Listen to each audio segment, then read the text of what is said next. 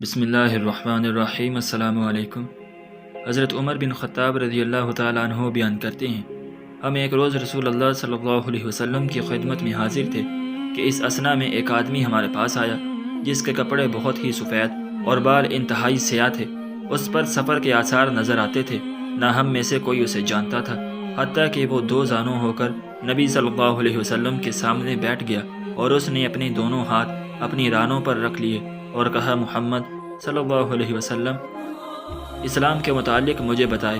آپ صلی اللہ علیہ وسلم نے فرمایا، اسلام یہ ہے کہ تم گواہی دو کہ اللہ کے سوا کوئی معبود برحق نہیں اور یہ کہ محمد اللہ کے رسول ہیں، نماز قائم کرو، زکوٰۃ ادا کرو، رمضان کے روزے رکھو اور اگر استطاعت ہو تو بیت اللہ کا حج کرو۔ اس نے کہا، آپ نے سچ فرمایا۔ ہمیں اس سے تعجب ہوا کہ وہ آپ سے پوچھتا ہے اور آپ کی تصدیق بھی کرتا ہے۔ اس نے کہا، ایمان کے بارے میں مجھے بتائیں۔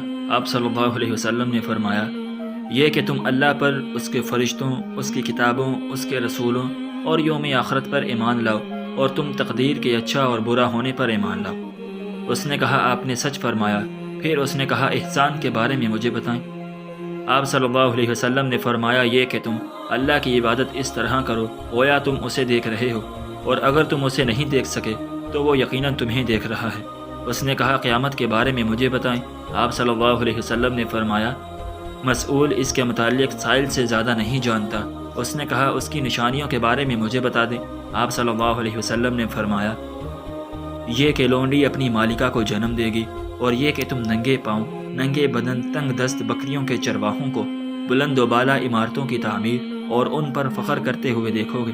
عمر رضی اللہ تعالیٰ عنہ نے فرمایا، پھر وہ شخص چلا گیا، میں کچھ دیر ٹھہرا، پھر آپ صلی اللہ علیہ وسلم نے مجھ سے پوچھا، عمر کیا تم جانتے ہو سائل کون تھا؟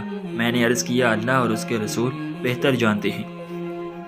آپ صلی اللہ علیہ وسلم نے فرمایا، وہ جبرائیل تھے، وہ تمہیں تمہارا دین سکھانے کے لیے تمہارے پاس تشریف لائے تھے۔ حضرت ابو ہریرہ رضی اللہ تعالیٰ عنہ نے اس حدیث کو کچھ الفاظ کے اختلاف کے ساتھ روایت کیا ہے۔ اس حدیث میں ہے، جب تم ننگے پاؤں، ننگے بدن، بہرے گونگے لوگوں کو ملک کے بادشاہ دیکھو گے، اور یہ وقوع قیامت 5 چیزوں میں سے ہے جنہیں صرف اللہ ہی جانتا ہے۔